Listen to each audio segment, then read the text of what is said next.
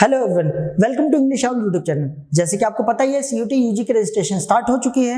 आज की इस वीडियो में हम डिटेल में समझने वाले हैं कि अगर आप कौन सा सब्जेक्ट कॉम्बिनेशन आपको ऑप्ट करना चाहिए जिससे आप बहुत सारे कोर्सेज के लिए, बहुत सारे कॉलेजेस के लिए एलिजिबल हो सको। यहाँ पर बहुत ही इंपॉर्टेंट चीज मैं आपके साथ डिस्कस करने जा रहा हूँ, इसलिए वीडियो को पूरा कंप्लीट देखिएगा। आपको सीयूटी यूजी के रिगार्डिंग बहुत सारी चीजें क्लियर हो जाएगी। सबसे पहली बात, जाहिर सी बात, आप देखोगे तो सीयूटी के अंदर ऑलमोस्ट देखा जाए तो 50 लाख से प्लस फॉर्म फिल किए जाते हैं, 15 लाख से ज्यादा। और अगर टॉप मोस्ट यूनिवर्सिटीज की बात करें तो गिनती के 6-7 टॉप मोस्ट यूनिवर्सिटीज है जो कि बहुत अच्छी मानी जाती है। उनमें अगर नंबर ऑफ सीट्स की बात करें तो हार्डली 1-1.5 लाख सीट्स है। तो 15-20 लाख जो कैंडिडेट अप्लाई करे, क्या वो जो 1 लाख 1.5 लाख जो सीट्स है क्या उसमें एकोमोडेट कर पाएंगे? ऑब्वियस सी बात है, नहीं कर पाएंगे। तो आपको बिल्कुल ऐसा माइंडसेट लेके चलना है कि मुझे इतनी मेहनत करनी है कि टॉप मोस्ट जो यूनिवर्सिटीज है उसमें एडमिशन हो जाए। अब उसके लिए आपका सब्जेक्ट कॉम्बिनेशन बहुत ज्यादा मायने रखता है। अगर आपने सब्जेक्ट कॉम्बिनेशन अगर गलत चूज कर लिया ना, तो आप बहुत सारी यूनिवर्सिटीज के लिए, बहुत सारे कॉलेज के लिए सीधा जो भी इनएलिजिबल हो जाओगे, बिल्कुल आप एलिजिबल नहीं कंसीडर किए जाओगे। सबसे पहले तो आपको एक बात पता ही होगी, आपको अभी क्या करना है, सीयूटी यूजी के अंदर अपेयर होना है। सीयूटी यूजी के अंदर अपेयर होने के बाद एंट्रेंस एग्जाम में जो भी आप स्कोर करोगे उसके बेसिस पे हर यूनिवर्सिटी अपना अलग से सीएसएस यानी कॉमन सीट एलोकेशन सिस्टम जो है वो लॉन्च करेगी, जिसमें आपको अपने आप को खुद से रजिस्टर करना पड़ेगा जिस भी यूनिवर्सिटी, जिस भी कॉलेज में आप एडमिशन लेना चाहते हो उसके रिगार्डिंग। उस टाइम पे ये सब्जेक्ट कॉम्बिनेशन बहुत मायने रखते हैं, तो आपको ये अभी समझ लेना चाहिए कि क्या सब्जेक्ट कॉम्बिनेशन आपके लिए बेस्ट रह सकता है। तो चलो अब इस टॉपिक को, जो कि बहुत ही ज्यादा इंपॉर्टेंट टॉपिक, उसे स्टार्ट करते हैं। देखो, सबसे पहले अगर आप जो सीयूटी यूजी का जो ऑफिशियल प्रोस्पेक्टस उसे रीड करोगे, एनटी के वेबसाइट पे जाओगे, तो आपको ये समझने को मिलेगा आपके पास 3 चीजें हैं। आप एक लैंग्वेज ऑप्ट कर सकते हो, मतलब लैंग्वेज का ऑप्शन है एक आपके पास, ठीक है। दूसरा आपके पास डोमेन का ऑप्शन है, ठीक है। और तीसरा आपका है general test, GT, general test. ये 3 चीजें आपके पास। अब ऐसा नहीं है कि आपको जनरल टेस्ट ऑप्ट करना ही करना है, कुछ जगह पे नहीं है, कुछ जगह पे है। ऐसा नहीं है कि लैंग्वेज आपको करना ही करना है, कुछ जगह पे कंपलसरी है, मोस्ट ऑफ दी जगह पे कंपलसरी है, ठीक है। अब देखो यहाँ पे जो है आप इन तीनों का कॉम्बिनेशन बना करके, इन तीनों को कॉम्बिनेशन को लेकर के आप मैक्सिमम कितने नंबर ऑफ पेपर दे सकते हो? 6, ठीक है। ध्यान रखना है, ये 6 का मतलब ये नहीं कि सिर्फ और सिर्फ आप 6 डोमेन चूज कर लो। यानी कोई ऐसा बच्चा करे कि एक लैंग्वेज चूज कर लिया, ठीक है, एक और यहाँ पे डोमेन जो है वो 6 चूज कर लिया, ऐसा आप नहीं कर सकते, पहली बात तो, ठीक है। और एक जनरल टेस्ट ले लिया, ऐसा आप नहीं कर सकते, ठीक है, क्लियर है। क्योंकि आपको टोटल मिला के 6 आपको ऑप्ट करने हैं। टोटल 6 की बात करें तो आपके पास क्या ऑप्शन है? अगर आप देखोगे तो आपके पास क्या ऑप्शन है, आप एक काम कर सकते हो कि आप एक लैंग्वेज चूज कर लो, ठीक है। पहला देखो, मैं पहले आपको पॉसिबिलिटी बता रहा हूं, उसके बाद सबसे बेस्ट चीज क्या है वो आपके सामने है, विद प्रूफ जो अलग अलग यूनिवर्सिटीज है उसको दिखाते हुए मैं आपके सामने डिस्कस करूंगा, ठीक है। तो पहले तो यहाँ पे पहले अलग अलग कॉम्बिनेशन को समझने की कोशिश करते हैं। आप एक क्या कर सकते हो, एक लैंग्वेज ऑप्ट कर सकते हो, ठीक है। एंड उसके बाद आपने क्या किया, आपने सोचा चलो डोमेन ले लेते हैं, और आपने डोमेन कितने ले लिए? 5 डोमेन ले लिए। बिल्कुल पॉसिबल, आप ले सकते हो, मैक्सिमम 6 हो रहे। दूसरा आपके पास क्या पॉसिबिलिटी है कि आपने क्या किया, 2 लैंग्वेज ले लिए, ठीक है, और 4 डोमेन ले लिया, ठीक है। ये भी सही है क्योंकि आपके पास टोटल कितने हो रहे हैं? 6 हो रहे हैं, ठीक है। या आपके पास तीसरी पॉसिबिलिटी क्या है जो आप तीसरा आप कर सकते हो, आप एक काम कर सकते हो कि आप एक लैंग्वेज ले लो, ठीक है, 3 डोमेन ले लो, ठीक है, और एक जनरल टेस्ट ले लो, ठीक है। जनरल टेस्ट ऑब्वियसली बात है, सब ले सकते हैं, ठीक है। तो यहाँ पे देखोगे 3, 4, 5, यहाँ पे 4, ठीक है। आप ऐसा कर सकते हो, 4 डोमेन ले लिया, एक लैंग्वेज ले लिया और जनरल टेस्ट ले लिया, टोटल 6 हो गए। तो ये आपने मैक्सिमम जो नंबर ऑफ पेपर है वो आप देने के लिए एलिजिबल हो गए, और आपने सबको काउंट कर लिया। एक लैंग्वेज भी आपके पास आ गया जिसमें मान लो इंग्लिश आपने ले लिया, डोमेन के अंदर आपने 4 सब्जेक्ट ले लिए, और जीटी आपने ले लिया, जनरल टेस्ट आपने लिया। अब एक चीज आगे बढ़ने से पहले, जो भी बेस्ट कॉम्बिनेशन समझाने से पहले मैं आपको एक चीज क्लियर कर दूं, आप में से मोस्ट ऑफ द स्टूडेंट को पता भी होगा, आपको डोमेन चूज करते टाइम ये बात ध्यान रखनी है, आपको वही डोमेन चूज करना है जो आपने अपनी 12th में पढ़ा है। ये आपको प्रोग्राम के अकॉर्डिंग नहीं देखना। हाँ, कुछ प्रोग्राम में अगर देखोगे स्पेसिफाइड है कि आपको मैथ्स ऑप्ट करना पड़ेगा, फिजिक्स ऑप्ट करना पड़ेगा, तो उस केस में तो करना ही करना पड़ेगा। अब मान लो कोई बच्चा, जैसे एग्जांपल के तौर पे मैं बता रहा हूँ, दिल्ली यूनिवर्सिटी का एग्जांपल ले लेते हैं। दिल्ली यूनिवर्सिटी में आप अगर देखोगे कोर्स है बीए इकोनॉमिक्स ऑनर्स, ठीक है, एक कोर्स है बीए इकोनॉमिक्स ऑनर्स। मान लो कोई बच्चा बीए इकोनॉमिक्स ऑनर्स करना चाहता है तो वो क्या करता है, एक लैंग्वेज ऑप्ट कर सकता है, ठीक है, क्लियर है। इसके बाद क्या करेगा, वो डोमेन में 3 डोमेन चूज कर लेगा, ठीक है, क्योंकि इसमें मैक्स मतलब आप चाहो तो 3 डोमेन से ही भी काम चला सकते हो, बाकी करने को आप 4 करो, कोई दिक्कत नहीं इससे, ठीक है। तो आप डोमेन कितने चूज कर सकते हो? 3 आप डोमेन चूज कर सकते हो। बट बीए इकोनॉमिक्स ऑनर्स में मेंशन्ड है साफ साफ कि ये जो 3 डोमेन है उसमें से एक आपके पास, आपको मैथ्स तो ऑप्ट करना ही करना है, चाहे मैथ्स करो या अप्लाइड मैथ्स करो, एक ही बात है। और बाकी 2 जो है वो जो मर्जी डोमेन आप चूज कर लो, जो भी आपने 12th में पढ़ा हुआ है। अब मान लो कोई बच्चा जो है उसने एग्जाम्पल के तौर पे उसने क्या कर रखा है, आर्ट्स से अपनी आर्ट्स से 12th पास कर रखी है, 12th में, ठीक है, आर्ट्स स्ट्रीम से, और उसके पास अगर देखा जाए मैथ्स है ही नहीं, उसके पास मान लो मैथ्स नहीं है, उसने 12th में मैथ्स नहीं पढ़ी, तो क्या वो एलिजिबल होगा बीए इकोनॉमिक्स ऑनर्स के लिए? तो आंसर है नहीं होगा एलिजिबल। क्यों?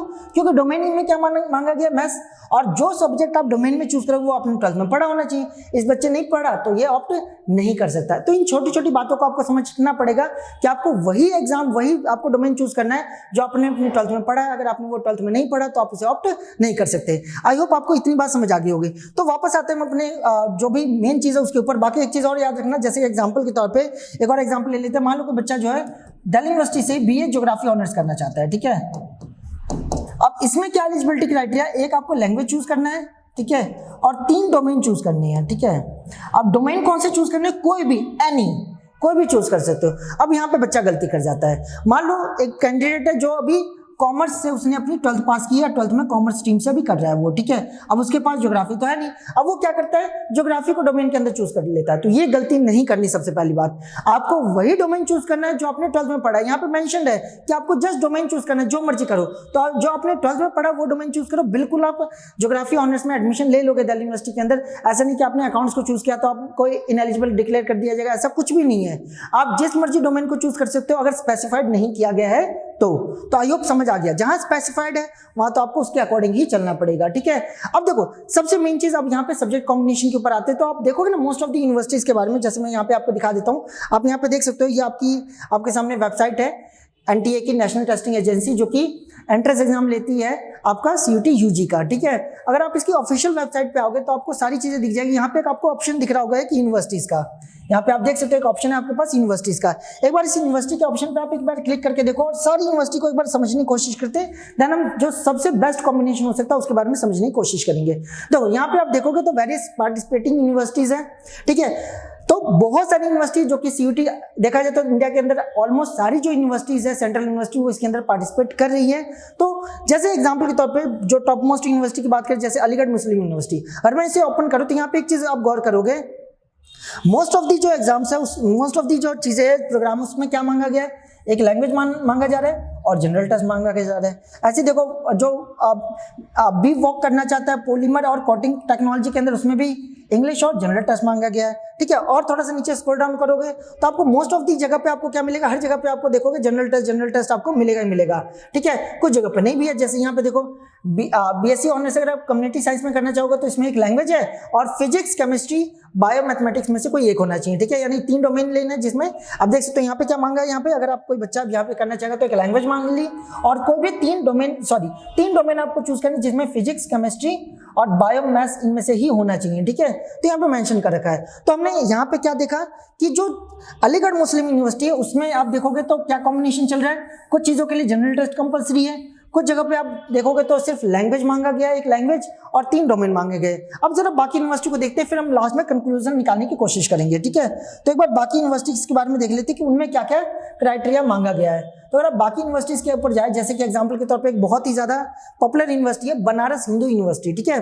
तो बीएचयू के बारे में देखो तो यहाँ पे भी देखो क्या क्या मांगा गया है। और कोई बच्चा बीए ऑनर्स सोशल साइंस में करना चाहते हो तो एक लैंग्वेज मांगा गया है, ठीक है, चाहे इंग्लिश लो या हिंदी लो, और एक जनरल टेस्ट मांगा गया है, देख सकते हो यहाँ पे। अब मान लो कोई बच्चा बीए एलएलबी करना चाहता है, ठीक है, तो वहाँ पे एक लैंग्वेज मांगा गया, इंग्लिश हिंदी में से कोई भी, और सब्जेक्ट के अंदर लीगल स्टडी और जनरल टेस्ट मांगा गया, देख सकते हो यहाँ पे भी जनरल टेस्ट आपको बहुत जगह पे देखने को मिलेगा, ठीक है।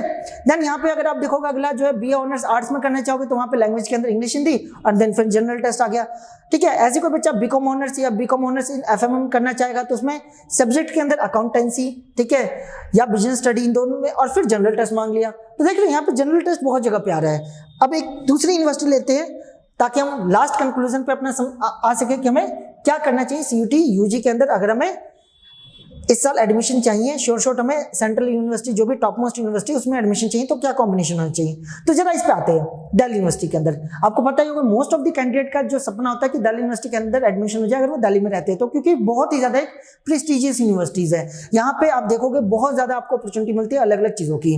तो यहाँ पे देखोगे तो अगर कोई बच्चा बीएससी ऑनर्स इन ऑर्थोपोलॉजी में करना चाहते हो तो उसमें फिजिक्स केमिस्ट्री बायो इस टाइप के सब्जेक्ट मांगे गए हैं, यानी कि एक लैंग्वेज आप यहाँ पे पढ़ सकते हो, एक लैंग्वेज मांगा गया है, ठीक है, कोई भी एक लैंग्वेज, और ये सब्जेक्ट कॉम्बिनेशन आपके पास, ये सब्जेक्ट लेके आपको चलना पड़ेगा, ठीक है। दूसरा क्या है, और कोई बच्चा अगर कोई दूसरा सब्जेक्ट, जैसे एग्जाम्पल के तौर पर थोड़ा नीचे स्क्रॉल डाउन करते हैं, जैसे कि मान लो यहाँ पे कोई बच्चा बीएससी ऑनर्स जूलॉजी में करना चाहता है तो फिजिक्स केमिस्ट्री बायोलॉजी में लेना पड़ेगा और कोई एक लैंग्वेज लेना पड़ेगा। तो यहाँ पे भी आप देख सकते हो कि आपका एक सब्जेक्ट, एक लैंग्वेज और 3 डोमेन आपसे मांगे गए हैं। वही अगर आप देखोगे कुछ जगह पे आपको जनरल टेस्ट भी आपको मांगने को देखने को मिलेगा, जैसे यहाँ पे देखो, जैसे कोई बच्चा बीएससी ऑनर्स पॉलीमर साइंस में करना चाहता है तो फिजिक्स केमिस्ट्री मैथमेटिक्स कंपल्सरी और एक लैंग्वेज लेना कंपल्सरी है यहाँ पे, ठीक है। तो अलग अलग कॉम्बिनेशन के अकॉर्डिंग यहाँ पे बताया गया। तो इससे हमें क्या कंक्लूजन मिल रहा है, देखो जैसे कि मैंने आपको वीडियो के स्टार्टिंग में बताया, हमारे पास ऑप्शन क्या है उस पर पहले बात करते हैं। देखो जैसे कि मैंने आपको अभी बताया कि हमारे पास क्या क्या ऑप्शन है कि हम मैक्स टू मैक्स 6 सब्जेक्ट को चूज कर सकते हैं। मैक्स टू मैक्स हम कितने सब्जेक्ट चूज कर सकते हैं, 6, ठीक है। अब इसमें क्या है, आपके लिए सबसे बेस्ट कॉम्बिनेशन क्या रहेगा, आप एक लैंग्वेज चूज कर लो। सबसे बेस्ट क्या है, आप एक लैंग्वेज चूज कर लो जिसमें आप हिंदी या इंग्लिश में से कर लो, कोई भी ज्यादा अच्छा रहेगा इंग्लिश अगर आप चूज कर लोगे तो, ठीक है। बाकी आपकी मर्जी, हिंदी भी चूज कर सकते हो, कोई दिक्कत वाली बात नहीं है। आप एक लैंग्वेज चूज कर लो इंग्लिश, ठीक है। देन दूसरा कॉम्बिनेशन क्या, डोमेन के अंदर ये आपका लैंग्वेज का हो गया, देन डोमेन पे आते हैं, ठीक है। डोमेन में आपको क्या करना चाहिए, आपको पता है हम मैक्स टू मैक्स कितने चूज कर सकते हैं, 6, ठीक है, और तीनों में से एक एक होना ही कंपल्सरी है। अगर लास्ट की बात करें वो होता है हमारा जनरल टेस्ट। मैं सबको स्ट्रांगली रेकमेंड करूंगा जनरल टेस्ट आपको जरूर ऑप्ट करना चाहिए, क्योंकि आपने देख ही लिया बीएचयू के ऑलमोस्ट सभी कोर्सेज के लिए जनरल टेस्ट मांगा गया है। अलीगढ़ मुस्लिम यूनिवर्सिटी के लिए भी देखोगे तो काफी सारे कोर्सेज में जनरल टेस्ट मांगा गया। दिल्ली यूनिवर्सिटी के बहुत सारे कोर्सेज में देखोगे तो जनरल टेस्ट मांगा गया, और भी बहुत सारे सेंट्रल यूनिवर्सिटी जहां पे कुछ कोर्सेज के लिए, कुछ प्रोग्राम्स के लिए जनरल टेस्ट कंपल्सरी है। तो इसलिए आपके लिए जनरल टेस्ट चूज करना बहुत ज्यादा एक वाइज डिसीजन होगा, आपको जरूर चूज करना चाहिए।